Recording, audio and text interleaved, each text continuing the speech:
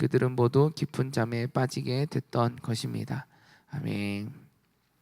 오늘도 하나님의 은혜를 사모하는 마음으로 이 자리에 모이신 성도님들 가운데 하나님의 은혜가 충만하여지는 귀한 하루의 모습이 되기를 소망합니다. 말씀을 준비하는 가운데 옛날에 봤던 책을 하나 보게 됐습니다. 이상한 나라의 앨리스라는 책이었는데, 이 앨리스라는 여자아이가 토끼를 쫓아가다가 굴에서 빠지게 되어졌고, 그러면서 이상한 나라로 빠지면서 겪게 되어지는 이야기들이 담겨져 있습니다. 그 가운데 한 구절의 대화의 내용입니다. 어느 길로 가야 하는지 알려줄래? 앨리스의 질문에 고양이가 말했다. 넌 어딜 가고 싶은데? 앨리스가 대답했다. 난 어디든 상관없어. 고양이가 말했다. 그럼 어느 길을 가든 상관없겠네. 왜? 앨리스가 묻자 고양이가 대답했다. 내가 어디로 가야 할지 모른다면 넌 어디도 가지 못할 테니까. 이상한 앨리스에서 나오는 이 구절의 내용입니다. 어떤 여정을 시작하기에 앞서서 적어도 자신이 나아갈 방향은 분명히 해야 목적지에 도착할 수 있다라는 기본 상식을 우리에게 말해주고 있는 것입니다. 인생이라는 여정도 마찬가지입니다. 우리가 어떤 목표를 가지고 어떤 삶을 살 것인가에 대해서 분명한 목표와 목적을 설정해 놓고 가지 않는다면 우리는 세상의 흐름과 또 그때그때마다의 시기와 사람들과 치여지면서 우리가 정작 가야 될 목표와 목적을 향해 가지 못하고 이리저리 휘둘리며 나아가는 우리들의 인생의 모습을 이야기하고 있는 것입니다. 인생이 이렇다면 신앙의 길은 어떤지도 한번 생각해 보게 되었습니다. 신앙의 길도 마찬가지 아닌가라는 생각을 합니다. 우리가 분명한 그리스도인으로 신앙을 갖고 우리가 살아간다라고 할 때 우리가 분명한 목적과 목표, 우리가 가야 될 방향을 우리가 분명하게 설정하지 않는다라고 한다면 아무리 우리가 열심히 교회를 다니고 또 우리가 열심히 양육 과정을 밟고 하나님의 말씀을 듣는다 할지라도 우리는 흔들려지게 되고 휘둘리게 되어지고 정작 우리가 가야 될 방향을 찾지 못하는 것이 바로 이러한 모습이지 않을까라는 생각을 하게 됩니다. 이런 모습을 통해서 오늘 본문을 살펴보기를 원합니다. 오늘 본문에 나와 있는 등장인물들을 보면서 나는 어떤 목표를 설정하고 어떤 길을 걸어가고 있는지에 대해서 우리가 함께 살펴보기를 원합니다. 오늘 본문 1절에서 2절 말씀 우리 같이 한번 읽어보도록 하겠습니다. 시작. 10사람들이 기브아에 있는 사울에게 와서 말했습니다. 다윗이 여시몬 맞은편에 있는 하길라 산에 숨어 있는 것이 분명합니다. 사울은 곧 이스라엘에서 뽑은 3,000명의 군사들을 거느리고 다윗을 찾기 위해 십광야로 내려갔습니다. 다윗은 여전히 도망자의 신세를 면하지 못하고 계속 이곳저곳을 돌아다니며 자신의 처소를 나아가고 있는 모습을 보게 됩니다. 사울 역시 여전히 다윗을 쫓아가는 삶으로 바쁜 나날을 보내고 있는 것을 보게 됩니다. 오늘 본문에 기록되어져 있는 이 장면의 모습은 이전에 24장에서 기록하고 있었던 사울이 다윗을 쫓아갔던 장면과 동일한 장면의 모습들로 등장하고 있습니다. 당시에도 마찬가지로 10사람들은 사울에게 정보를 제공합니다. 다윗이 지금 여기에 있습니다. 지금 오셔서 다윗을 잡으실 수 있는, 다윗을 또 그를 붙잡을 수 있는 초로의 찬스입니다 라고 사울에게 이야기합니다. 그때도 마찬가지로 사울이 10사람들의 이야기를 듣고 사울을 잡기 위해 많은 군사들 3,000명의 군사들을 데리고 쫓아오게 되어집니다. 그러다 한 굴에 들어가서 쉬게 되어지는데 마침 그때 다윗과 일행들이 그 굴에 숨어 있었습니다. 다윗은 그때 쉬러 들어왔던 사울을 죽일 수도 있는, 또 더 이상 이제 도망자의 삶을 멈출 수 있는 시간이 되는 기회가 되었을 수도 있습니다. 그런데 우리가 잘 알고 있는 것처럼 사울은 우리가 생각했던 그 기회를 잡지 않았습니다. 그의 옷자락을 베어 사울에게 복수하지 않았던 모습을 보게 됩니다. 표면적으로 보았을 때는 참 어리석은 행동을 했다라는 생각이 들기도 합니다. 다시는 찾아오지 않을 것 같은 그 기회를 걷어차버린 것만 같아 보이기도 합니다. 그런데 정말 우리가 보여지는 그 모습 그대로 다윗은 다시 올 수 없는 그 기회를 걷어찬 버린 것일까? 오히려 다윗은 그 기회가 자신에게 하나님 앞에 어떤 신앙의 모습을 나아가고 있는지를 보여주었던 계기, 기회가 되었던 시간이었음을 우리는 보게 됩니다. 다윗은 그 가운데 하나님께서 기름 부으셨던 그 왕을 내 손으로 함부로 할 수 없다라는 고백을 합니다. 모든 주권과 그 모든 것은 하나님께 있다라는 신앙의 고백을 다윗은 하게 되어지는 것을 보게 됩니다. 24장 6절에서 7절 말씀에 보면 이렇게 기록합니다. 다윗은 자기 부하들에게 말했습니다. 내 손을 들어 여호와께서 기름 부어 세우신 내 주인을 치는 일은 여호와께서 금하신 일이다. 그는 여호와께서 기름이 부어 세우신 왕이다. 다윗은 이런 말로 자기 부하들을 나무라며 그들이 사울을 공격하는 것을 허락하지 않았습니다. 사울은 동군을 떠나 자기 길로 갔습니다. 하나님께서 기름 부어 세우신 왕이었다라는 것입니다. 다윗은 이것을 분명하게 알고 있었고, 기름 부으신 그 왕을, 기름 부으신 것도 하나님이시고 그를 거두어 가시는 것도 하나님이시다라는 사실을 알고 있었습니다. 모든 주권이 하나님께 있는 것이고 모든 생사 화복은 하나님께 있다라는 것이 다윗의 고백이었습니다. 다윗은 분명 하나님께서 나에게도 기름을 부으셨고 이스라엘을 왕으로 세우실 것이다 라고 말씀하셨던 그 말씀대로 하나님께서 하나하나 이루어 가신다라는 사실을 다윗은 알고 있었던 것입니다. 그래서 하나님의 뜻대로 순종했던 다윗의 모습을 발견하게 됩니다. 그런데 사울의 모습은 어떠한가요? 그런 모습에서도 사울은 내 아들이요 라고 이야기하면서 다시는 그를 쫓지 않고 그를 세워주고자 했었던 모습처럼 보여지기도 합니다. 사울은 뜻하지 않은 기회가 주어졌습니다. 그렇다라고 한다면 사울은 내가 잘못하였구나, 내가 이렇게 했던 것이 하나님의 뜻대로 내가 어긋난 길을 가고 있었구나, 내가 잘못된 길을 가고 있으니 다시금 올바른 길로 돌아서는 모습이 나에게 있어야겠구나 라고 생각하면 너무나 좋았을 것 같지만 사울은 그렇지 않았던 것을 보게 됩니다. 오늘 본문에도 동일한 모습으로 보여집니다. 집사람들이 사울에게 다윗이 지금 여기에 있다, 하길라 산에 숨어 있는 것이 분명하다라고 사울에게 정보를 제공합니다. 그리고 오늘 본문에 기록하고 있는 것처럼 사울은 다시금 다윗을 잡기 위해 쫓아오고 있는 모습을 우리는 보게 됩니다. 사울에게 있어서 그의 삶의 목표가 무엇인지를 다시 한번 보게 됩니다. 자신의 소유와 자신의 자리를 지키는 것이 너무나 중요했던 사울의 모습을 우리는 발견하게 됩니다. 하나님께서 사울을 기름 부어 세우신 이유가 무엇인지, 그 목적이 무엇인지를 사울은 아직 깨닫지 못하고 있었던 것입니다. 하나님께서 택하신 백성, 그 민족들을 하나님의 나라, 하나님의 백성으로 세워가는 것, 하나님의 말씀대로 그들이 따라갈 수 있도록 이끌어내는 것이 사울이 해야 되는, 하나님께서 기름 부으셨던 왕의 자리에 세우신 목적이었다라는 것입니다. 그런데 사울은 자신이 왕으로 세우신 그 목적과 그 방향을 깨닫지 못하고 자신이 원하는 대로, 세상에서 원하는 그 모습대로 쫓아 나아갔던, 목적을 잃어버리고 외딴 길로 방황하며 살아가고 있는 사울의 길의 모습을 보게 됩니다. 이런 모습을 바라보면서 우리는 나는 지금은 어떠한 길을 가고 있는지에 대해서 우리는 생각해 볼 필요가 있다라는 것입니다. 나의 삶의 목표가, 나는 분명한 목적을 설정하고 지금 나는 한 걸음 한 걸음 인생의 여정을 살아가고 있는지에 대해서 우리는 생각해 볼 필요가 있습니다. 정말 우리가 걸어가는 그 길이요 진리요 생명 되신 예수 그리스도를 따라가는 그런 참된 길을 걸어가고 있는지, 아니면 세상에서 말하고 있는 그 길을 나는 걸어가고 있는지에 대해서 우리는 생각해 보게 됩니다. 한 단계 더 나아가서 우리 다음 세대 아이들에게 우리는 어떤 길로 우리 아이들이 가야 된다라고 말하고 있는지에 대해서도 우리는 생각해 보아야 합니다.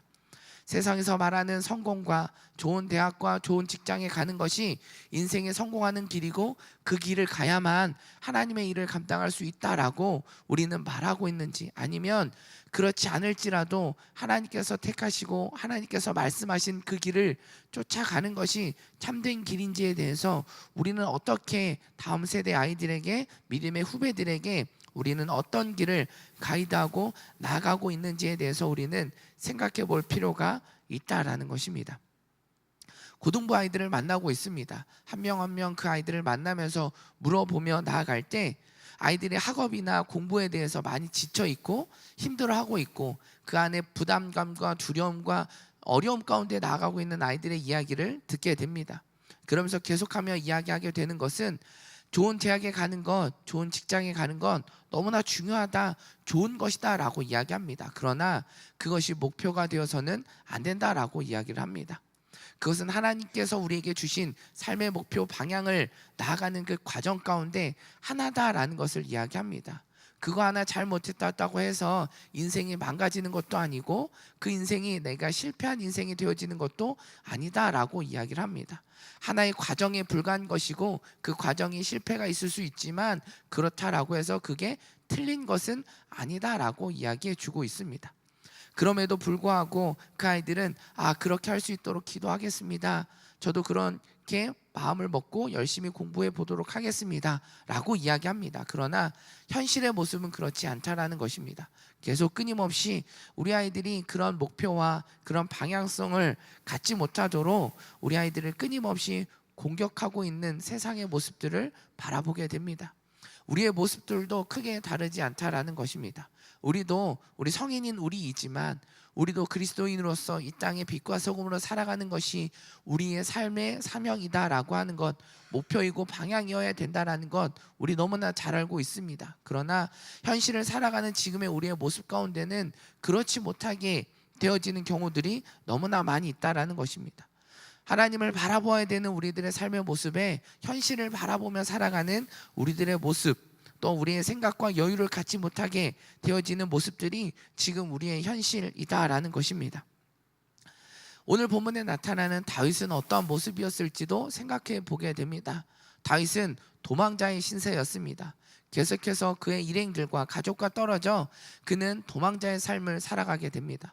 언제 사울이 쫓아올지 모르는 그런 두려움 가운데 살아가게 됩니다.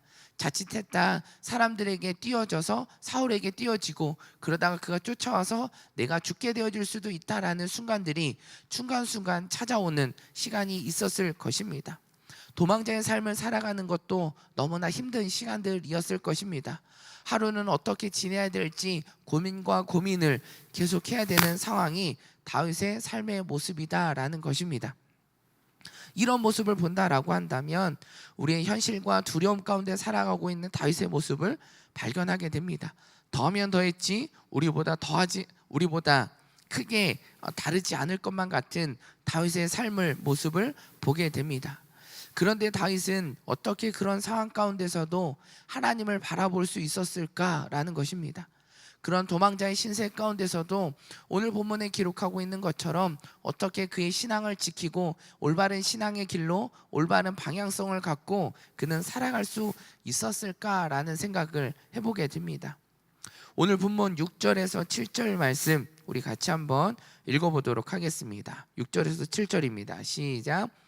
그때 다윗은 햇사람 아히멜렉과 수르야의 아들이며 요압의 동생인 아비새에게 물었습니다. 누가 나와 함께 사울이 있는 저 진영으로 가겠느냐? 그러자 아비새가 제가 함께 가겠습니다 하고 나섰습니다. 그리하여 다윗과 아비새는 어두운 밤을 틈타 적진으로 들어갔습니다. 사울은 머리맡에 창을 땅에 꽂아둔 채 진영 안에서 누워 자고 있었고 아브넬과 군사들이 그를 둘러 누워 있었습니다. 다윗은 사울이 정말 자기 코앞까지 찾아왔는지 또 그것에 대해서 정탐하며 아비새와 함께 나아가고 있는 것을 보게 됩니다. 정말 그런데 다윗을 무시했던 것이었는지 진영을 지키는 보초들도 없었고 다윗과 아비새가 쉽게 그 적진 중앙까지 사울이 있는 곳까지 정탐하며 나아갈 수 있게 되어지게 됩니다. 7절 하반절에 보면 다윗은 사울이 자고 있는 곳까지 들어가게 됐다라고 이야기합니다. 그리고 사울은 깊은 잠에 빠져 있었던 것을 우리는 보게 됩니다. 8절 말씀을 이어서 보면 이렇게 기록합니다. 아비새가 다윗에게 말했습니다. 오늘 하나님께서 원수를 장군의 손에 넘겨주실 것입니다. 그를 제 창으로 단번에 땅에 꽂게 해주십시오. 두 번 칠 필요도 없습니다. 아비새가 곤히 자고 있었던 사울을 보게 되어지고, 그리고 자신에게 맡겨주기만 한다면 단 한 번에 이 사람의 목숨을 끊어버릴 수 있다라고 이야기하고 있습니다. 이 말 안에는 다윗이요, 이제는 또 다른 기회, 다시 한 번 더 이 기회가 찾아오지 않을 수 있습니다. 이제 우리가 이렇게 두렵고 또 어려운 이 도망자의 신세의 길을 이제는 멈출 수도 있습니다. 그러니 이 시간을, 기회를 놓치지 말아야 합니다라고 말하고 있는 아비새의 모습으로 우리는 생각할 수 있습니다. 이런 아비새의 물음 가운데 다윗이 어떻게 대답했는지 우리 함께 보도록 하겠습니다. 9절에서 11절의 말씀입니다. 같이 읽어보겠습니다. 시작. 그러자 다윗이 아비새에게 말했습니다. 그를 죽이면 안 된다. 여호와께서 기름 부으신 사람에게 손을 대면 그 죄가 어떠한 줄 아느냐. 다윗이 다시 말했습니다. 여호와께서 살아계심을 두고 맹세하는데 여호와께서 친히 그를 치실 것입니다. 아니면 자기 때가 돼서 죽게 되거나 전쟁에 나가 죽게 될 것이다.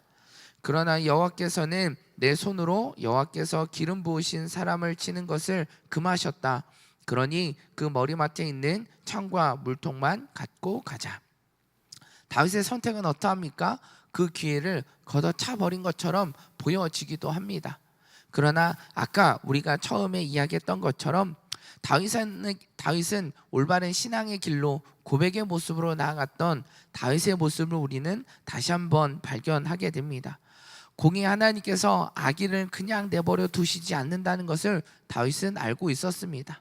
나발이라는 사람을 통해서 하나님께서 악인들, 하나님의 말씀에 불순종했던 사람들, 또 하나님의 기름 부으신 그 종을 함부로 대했던 그 나발의 모습 가운데 하나님께서는 그를 그대로 내버려 두시지 않으시고 하나님께서는 심판하신다라고 하는 공의의 하나님의 모습이다라는 사실을 다윗은 알고 있었습니다. 또 하나의 고백은 모든 주권은 하나님께 있다라는 것을 다윗은 고백하고 있습니다. 사울은 하나님께서 세우신 왕이었습니다. 만약 그 왕을 자신의 손으로 죽여버린다라고 한다면 지금의 상황은 모면할 수 있지만 하나님의 주권을 침범한 것이고 하나님의 영역을 넘은 것이기에 자신도 사울과 같은 죄인이 될 수밖에 없다라는 사실을 다윗은 알고 있었습니다. 다윗은 성품이 좋기 때문에 지금 자신이 왕으로서 이스라엘의 왕으로 세워지기 위한 정치적인 생각과 이런 것들을 가지고 사울을 살려준 것이 아니다라는 사실을 오늘 본문은 우리에게 말해주고 있습니다. 다윗은 자신의 유익을 위해 쫓아 살아갈 수 있는 기회가 주어졌음에도 불구하고 그 기회를 쫓아가지 않았습니다. 그 유혹에 넘어가지 않고 자신의 신앙을 지키고 자신이 나아가야 할 삶의 방향을 찾아 그는 걸어 나아갔다라는 것을 보게 되어지는 것을 오늘 본문은 우리에게 말해주고 있습니다. 그렇기에 다윗은 이런 기회가 또 자신에게 찾아왔던 하나님께서 일하시고 역사하셨던 그 모든 상황들에 대한 그런 경험, 믿음의 경험들이 그에게는 올바른 길을 걸어갈 수 있었고 바른 신앙의 길을 걸어갈 수 있는 그런 기회가 그에게는 주어졌다라는 것입니다. 그런 시간들이 쌓이고 쌓여서 그는 내가 어떤 길을 걸어가야 하는지, 어떤 신앙의 모습으로 그는 살아가야 되는지에 대해서 깨닫게 되어졌던 것입니다. 이런 모습으로 어떤 상황 가운데 흔들리지 않고 굳건하게 그 방향을 잃지 않고 나아갔던 다윗의 모습을 통해 하나님은 선하게 그 일들을 바꾸어 가시고 하나하나 이루어 가셨다라는 사실을 우리는 볼 수 있습니다. 아까 처음에 질문을 던졌던 것을 다시 한번 던져보기를 원합니다. 다윗은 고난의 과정 속에서 어떻게 하나님을 바라보며 나아갈 수 있었을까? 오늘 본문에서 그의 힌트를 우리는 깨닫게 되어집니다. 분명한 신앙 고백이 다윗에게는 있었다라는 것입니다.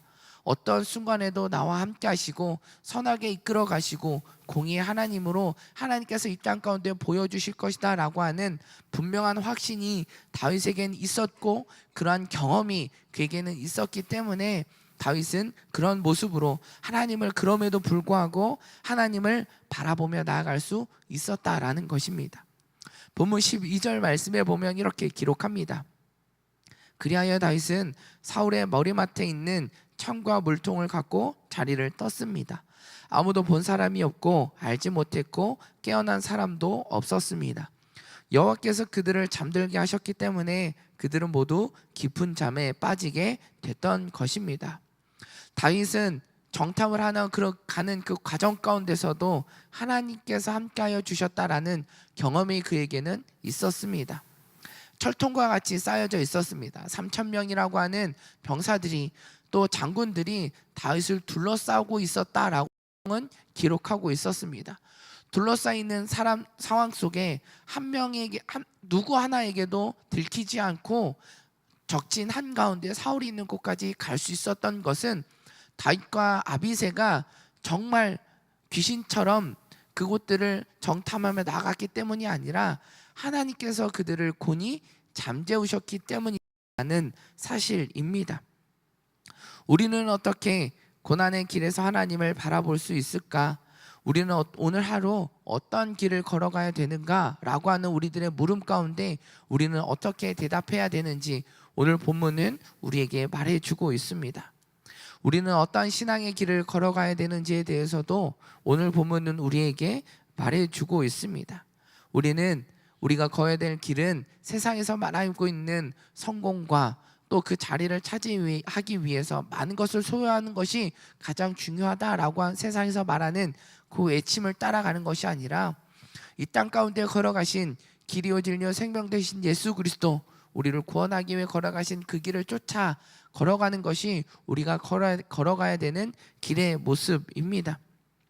다윗은 자신이 경험했던 그 하나님의 은혜를 그는 잊지 않았습니다.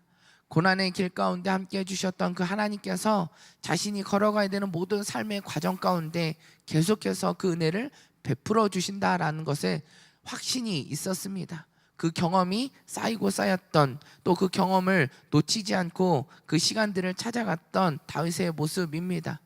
그리고 하나님께서 그에게 주셨던 기회들이 있었습니다. 내가 선택해야 되는 그 길들을 선택할 수 있는 기회들이 다윗에겐 주어졌을 때 하나님께서 원하셨던, 하나님이 기뻐하셨던 하나님의 뜻대로 순종하며 나아가고 그 기회를 잡고 나아갔던 신앙의 고백길로 걸어갔던 다윗의 모습을 바라보게 됩니다. 하나님은 우리에게도 끊임없이 기회를 우리에게 주고 있습니다. 너는 어떠한 길을 선택하며 나아가겠니? 너는 어떤 신앙의 길을 걸어가겠니? 라고 우리에게 끊임없이 묻고 있습니다. 그 물음 가운데 우리는 어떠한 대답을 하시겠습니까? 오늘 다윗과 같은 모습이 되어지기를 간절히 축원합니다. 지금 우리가 고난 가운데 걸어가고 있는 것은 기회입니다. 문제 가운데 걸어가고 있는 것은 기회입니다. 내가 하나님께서 말씀하신 그 뜻 가운데 걸어가겠습니다 라고 하는 고백할 수 있는, 또 하나님의 은혜를 경험할 수 있는 서로의 찬스가 되어지기도 합니다. 이런 모습 가운데 그 기회를 놓치지 않고 다윗처럼 그 기회를 붙잡고 온전히 하나님이 오직 유일하신 여호와 하나님이십니다. 내가 걸어가는 그 길은 길이요 진리요 생명 되신 예수 그리스도가 걸어간 그 길입니다. 그리스도인으로 살아가는 그 길이 되겠습니다. 이 땅 가운데 빛과 소금의 역할을 감당하는 그 길을 내가 걸어가겠습니다 라고 하는 믿음의 고백이 오늘 하루 저와 성도님들의 모습 가운데 있어지기를 간절히 축원합니다.